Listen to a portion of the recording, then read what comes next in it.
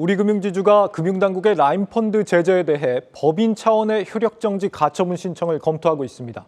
손태승 회장 개인에 대한 징계 취소 가처분 신청은 쉽지 않아 보이는데 때문에 차기 회장에는 손 회장이 빠진 이원덕 현 우리은행장과 정원재 전 우리카드 사장 그리고 임종룡 전 금융위원장의 3파전이 예상됩니다. 신용훈 기자입니다.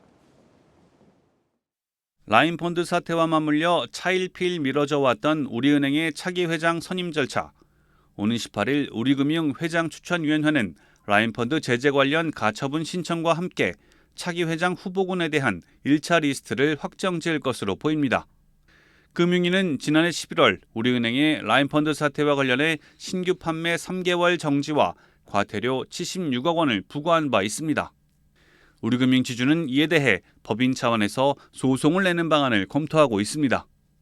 다만 손태승 우리금융지주 회장이 개인 징계건에 대해서 소송을 진행할지는 미지수입니다. 금융권에선 손 회장이 기관 제재에 대한 부담감이 있는 상황에서 개인 징계건에 대한 가처분 신청을 내는 것은 적지 않은 부담이 될 것으로 보고 있습니다. 특히 신한금융지주와 농협금융지주도 연임 가능성이 높았던 수장들마저 대거 교체된 사례를 미뤄볼 때 손 회장의 차기 회장 도전은 더욱 어려워질 것으로 전망됩니다. 금융권의 시각대로 우리금융이 기관 제재에 대한 소송만 진행한다고 가정했을 때 차기 회장으로 유력하게 거론되는 인물은 3명. 현직 가운데는 현 행장인 이원덕 행장이 유력한 후보로 떠오르고 있고 이전 우리금융 인사 중에서는 정원재 전 우리카드 사장이 꼽힙니다. 또 외부 인사 중에는 임종룡 전 금융위원장도 물망에 오르고 있습니다. 이원덕 현 우리은행장은 금융지주 완전 민영화에 큰 공을 세운 인물로 지난해 3월 행장직에 오른 뒤 만년 4위였던 실적을 3위로 견인한 인물입니다. 또 우리금융의 대표 플랫폼인 우리원뱅킹을 구축하는 등 디지털 사업에도 적지 않은 성과를 냈습니다.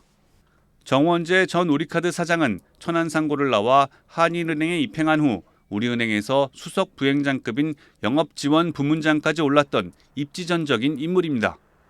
내부 통제와 영업력을 두루 갖춘 인물로 건전성 강화와 취약계층 보호 등 금융권 기본기를 잘 다져온 인물로 평가받고 있습니다.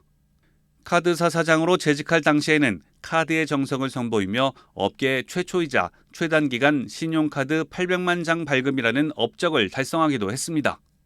금융관료 출신으로 농협금융지주 회장과 금융위원장을 지낸 임종룡 전 위원장은 금융 전문가로 꼽힙니다.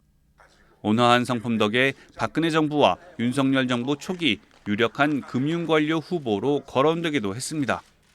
우리금융은 오는 18일 임원추천위원회를 열고 본격적으로 차기 금융지주 회장 선임 절차에 들어갑니다.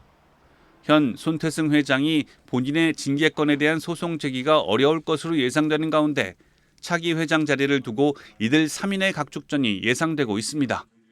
한국경제TV 신용훈입니다.